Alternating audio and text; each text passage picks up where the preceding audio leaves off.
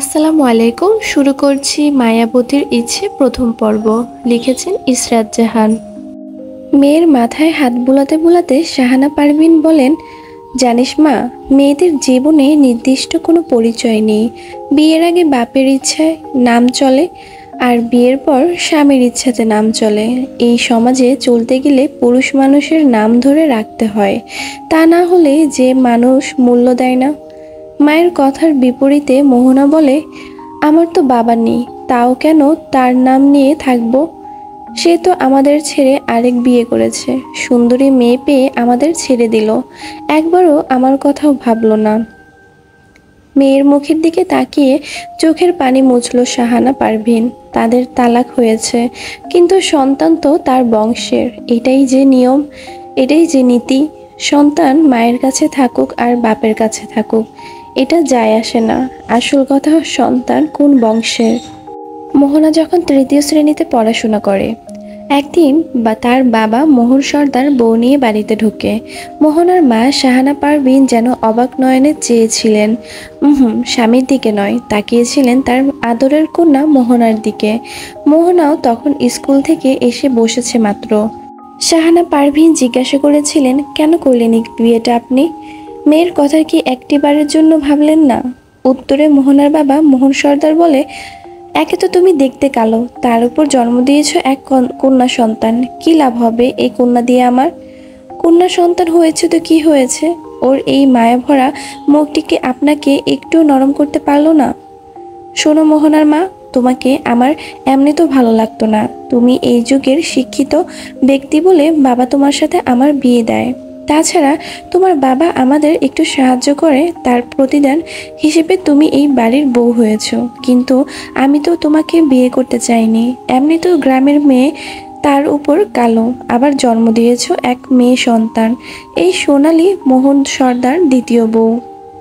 দেখো তো, রূপবতী আবার শহরের মেয়ে। ওকে আগে কবিরাজ দেখাইছি, উনি বলেছে আমাদের এবার ছেলে সন্তান হবে। শাহানা পারভীন চোখের পানি মুছে তাচ্ছিল্য সুরে বলে, ভাগ্যিস আমি গ্রামের মেয়ে, তা না হলে হয়তো আপনাদের মতো অশিক্ষিত মানুষদের মতো আমিও কিছু কিছু ভণ্ড কবিরাজ ও পীরের ভক্ত হতাম। ঠাস করে শাহানা পারভীনের গালে এক থাপ্পড় বসিয়ে দেন মোহন সর্দার। রাগ দেখিয়ে গলা উঁচু করে বলে, কত বড় সাহস তোর, আমাকে অশিক্ষিত বলিস? তোকে আমি আজই তালাক দিব। 1 তালাক, 2 তালাক, 3 তালাক। বলতে না বলতে মোহন সর্দারের গালেও একটি থাপ্পড় পড়ে। থাপ্পড়টি দিয়েছে মোহন সর্দারের বড় ভাই মাহমুদ সর্দার। ভাইয়ের উপর ক্ষোভ নিয়ে বলে, বাহ ভাই বাহ, বাবা মারা যাওয়ার সাথে সাথে নিজের রং পাল্টে ফেলেছিস। এই শাহানা বাবা না থাকলে আজ আমরা পথের ফকির হতাম। ভুলে যাস না, এই শাহানার বাবার টাকায় আমাদের ব্যবসা আজ সাফল্য হয়েছে। আর তুই কি না গ্রামের মেয়ে কালো বলে খোঁচা দিচ্ছিস? শুধু তাই না, পবিত্র কন্যা সন্তান বলে তাকে নিয়ে আজ অহংকার করছিস। মেয়ে তো তোর রক্তের, কি করে পারলি আজ প্রভাবশালী হয়ে নিজের সন্তানকে ঠকাতে? একবারও কি পিতৃত্বের মায়া জেগে ওঠেনি? তোমার ঘরে ছেলে আছে বলে তো বুঝতে পারছো না, ছেলে না হলে কত জ্বালা। তুমি তো নিজের সম্পত্তির পরিমাণ ঠিকই বেশি বেশি নিয়ে ভোগ করবে, আমার দিকটাও আমাকে বুঝতে দাও। নিজের 16 আনা পূরণ হয়েছে বলে স্বার্থপরের মতো কথা বলতে এসেছো। অবাক হলো মাহমুদ সর্দার। মাহমুদ সর্দারের পরিবার আগে প্রভাবশালী ছিল। সর্দার পরিবারের পারিবারিক ব্যবসা আছে, যেটাতে মাহমুদ সর্দার ইন্টারেস্টেড ছিলেন না। তিনি রাজনীতির করতেন। মাহমুদ সর্দারের বাবাও মোহন সর্দার ব্যবসা দেখতেন।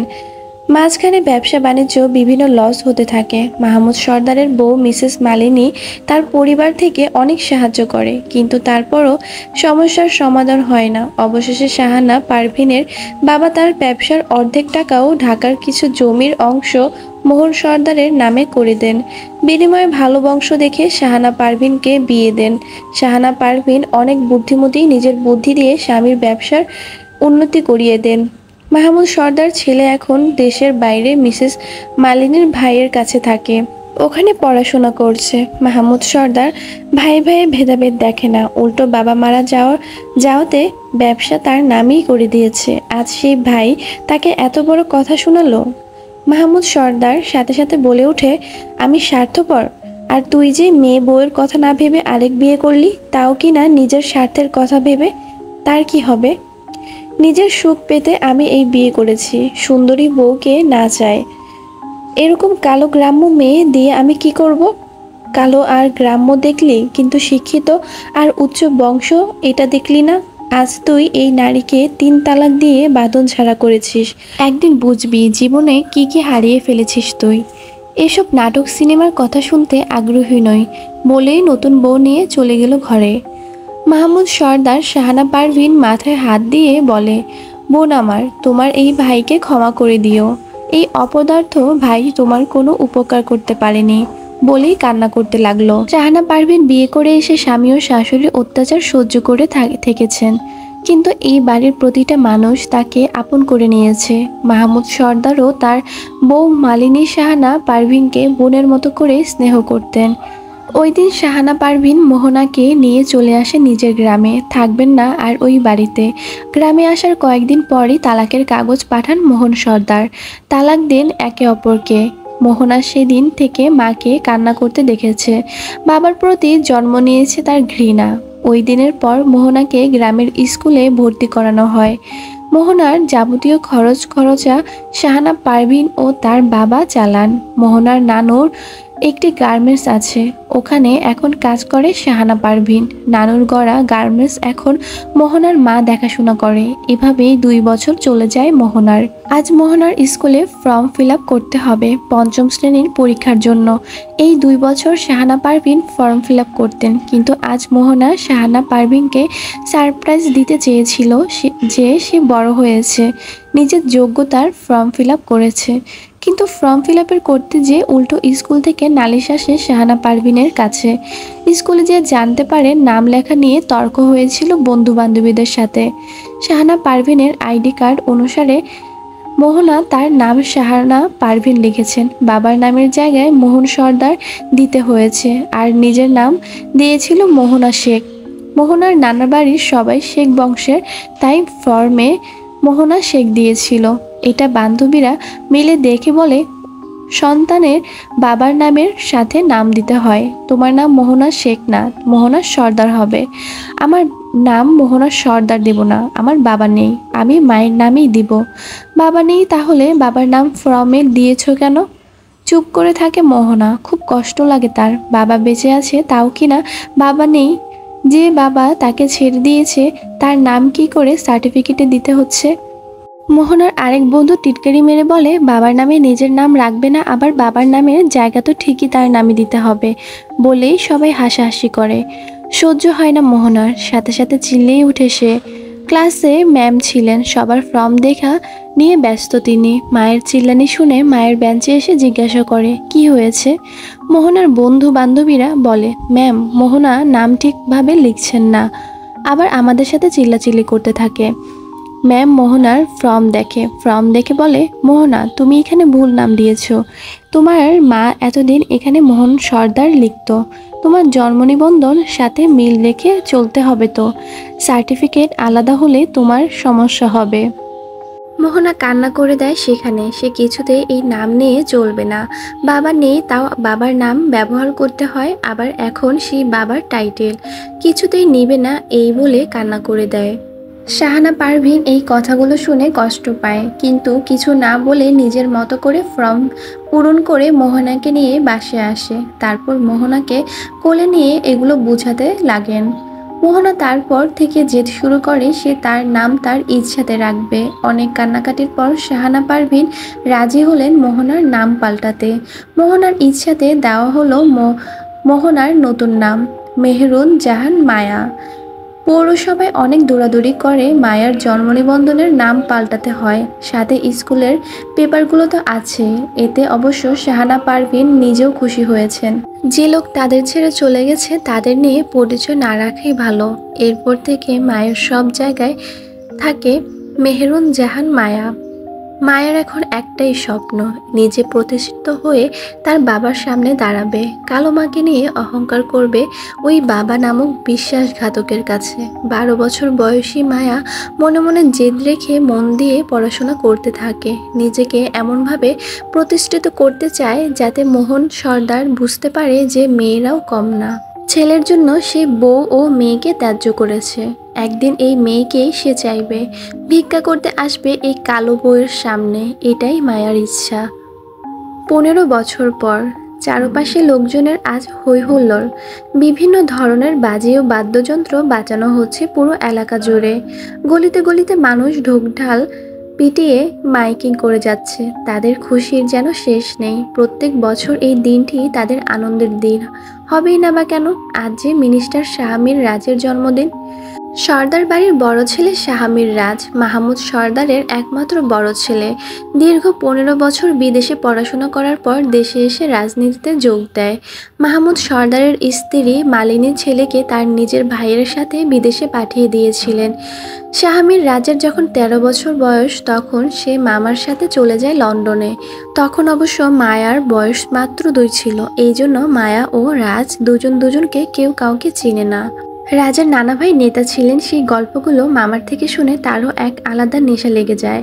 বিশেষ করে নানা ভাইয়ের রাজনীতিতে থাকাকালীন কিছু ছবি দেখে তার কাছে খুব হ্যান্ডসাম লাগে। শুধু কি নানা ভাই, রাজের বাবা মাহমুদ সর্দার নিজেও একজন সৎ রাজনীতিবিদ ছিলেন। সততার সঙ্গে চলতে পছন্দ করেন তিনি। নানা ভাইয়েরও ব্যবসা সততার কথা শুনে রাজেরও ইচ্ছা হয় তাদের মতো দেশের মানুষের জন্য ভালো কিছু করবে। তার নেতৃত্বে যেন সফলতা পায় সেই চেষ্টা করে। তাই মন্ত্রী হবার জন্য যা যা করা লাগে সে তাই করতে থাকে। অবশেষে পড়াশোনা শেষ করে দেশে ফিরে আসে। পড়াশোনার পাশাপাশি রাজ বিভিন্ন প্রশিক্ষণ শিখে আসে। কিভাবে ফাইট করতে হয়, নিজেকে ফিট রাখতে হয় ও শত্রুর সাথে কিভাবে মোকাবিলা করতে হয়। লন্ডনে থাকাকালীন রাজ খবর পেয়েছিলেন শাহানা পারভীন ও মায়া এই বাড়ি ছেড়ে চলে গেছে। রাজের খুব খারাপ লাগে শাহানা পারভীনের জন্য। ছোট মা বলে খুব আদর করত শাহানা পারভীনকে। এই জন্য মোহন সর্দারের উপর আলাদা ক্ষোভ তৈরি হয় রাজের মনে, কিন্তু এটা প্রকাশ করে না। লন্ডন থেকে এসে নিজের মতো করে সবকিছু গোছাতে লাগে রাজ। তারপর নাম দেয় রাজনীতিতে। বাংলাদেশে এসে অনেক খাটাখাটনি করে আজ সে সকলের ভোটের দ্বারা মিনিস্টার হয়েছে। শাহমীর রাজকে সবাই যেমন ভয় পায় ঠিক তেমনই ভালোবাসে। আজ পুরো সর্দার পরিবার মিলে মাজারের দিকে যাবে। লোকদের খাওয়ানোর তোড়জোড় শুরু করে। এমনটা হঠাৎ করেই ঠিক করা হয়। সর্দার বাড়ির কাছেই এই মাজার, আর মাজারের পাশে অনাথ আশ্রম। রাজ বাদে সবাই যায় মাজারে খাবার ও কিছু বস্ত্র নিয়ে। সর্দার বাড়ির এটি পুরনো নিয়ম কানুন। কোনো কিছু হলেই মাজারে এসে মানত করা, আরও কিছু অন্ধভক্ত তো আছেই।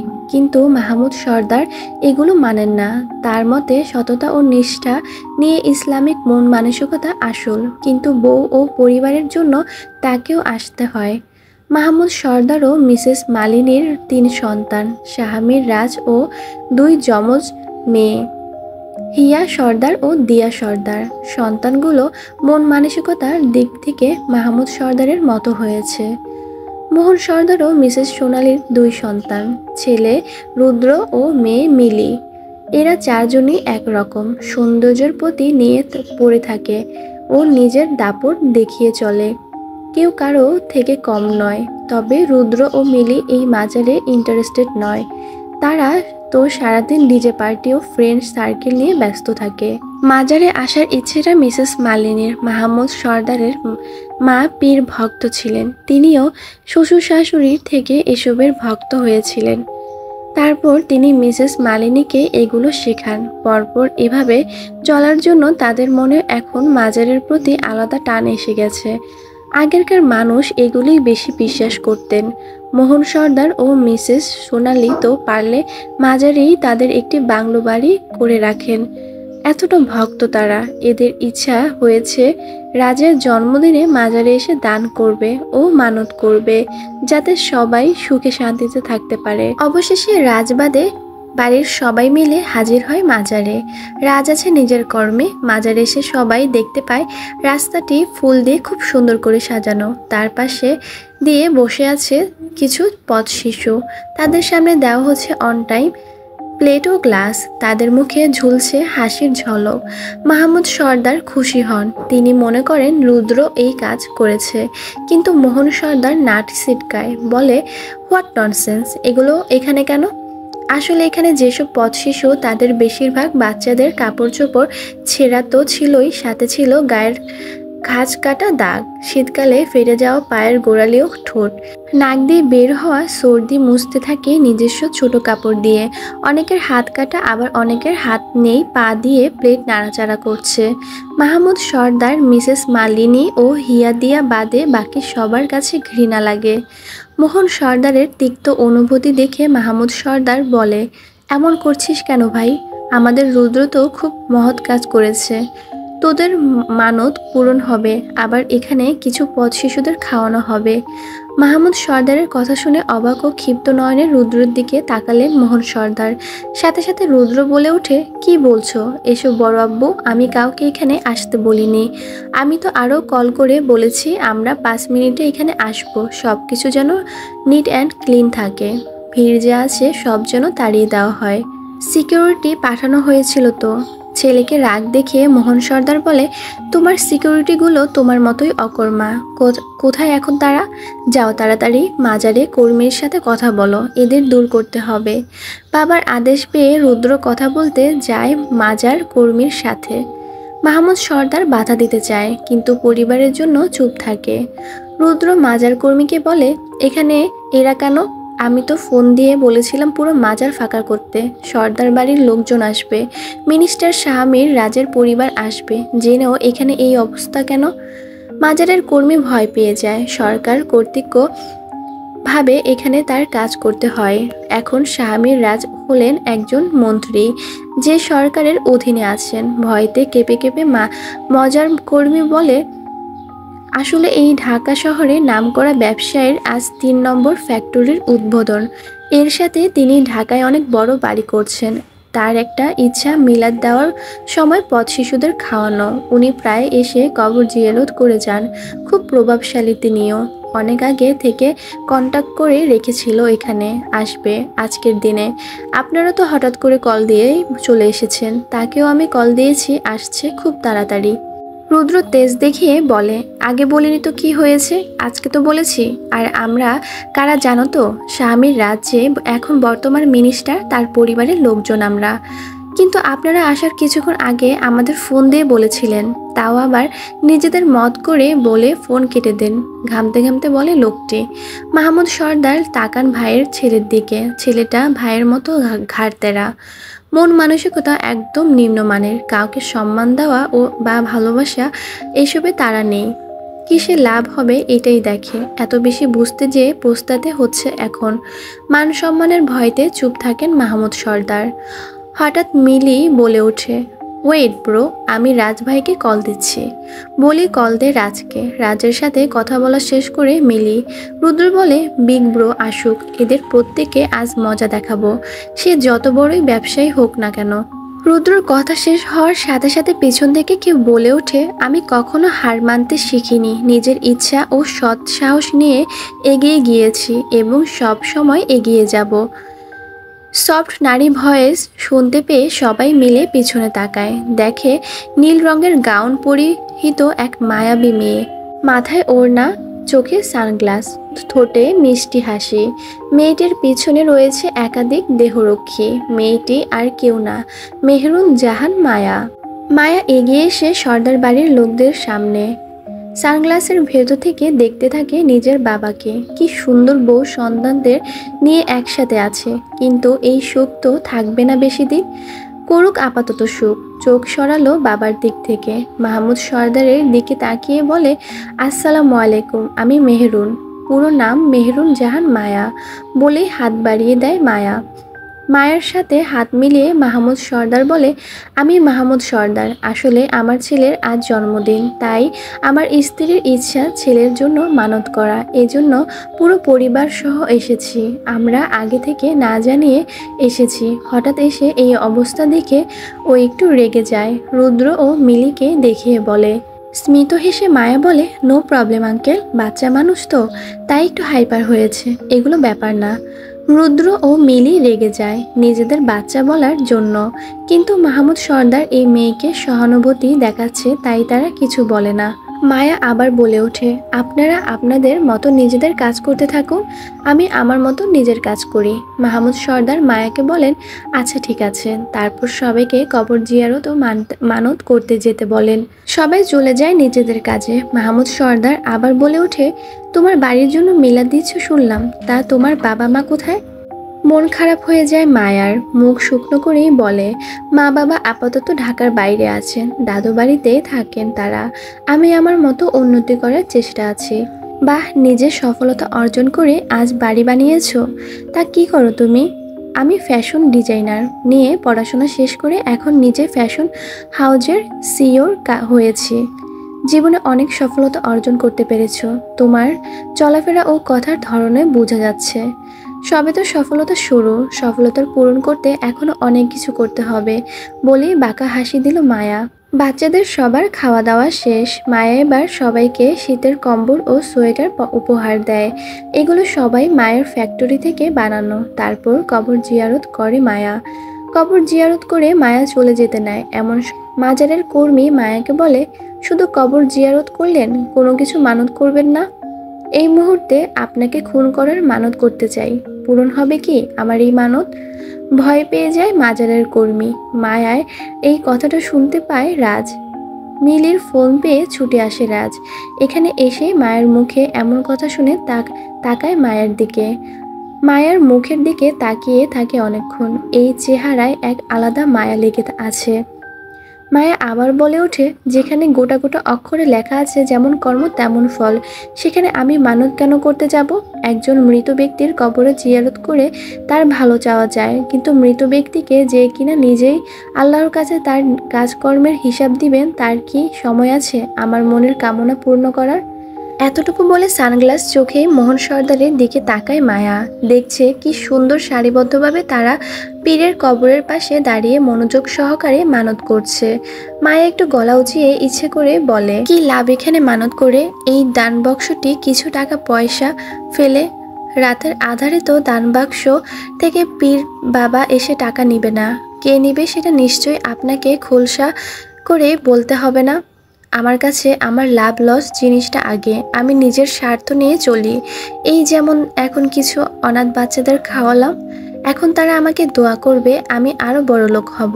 তাদেরকে কম্বল সোয়েটার দিয়েছি, শীতে কাঁপতে থাকা শরীরে যখন এগুলো পরিধান করবে তখন আমার কথা স্মরণ করবে আর আমার ফ্যাক্টরির উন্নতি হবে।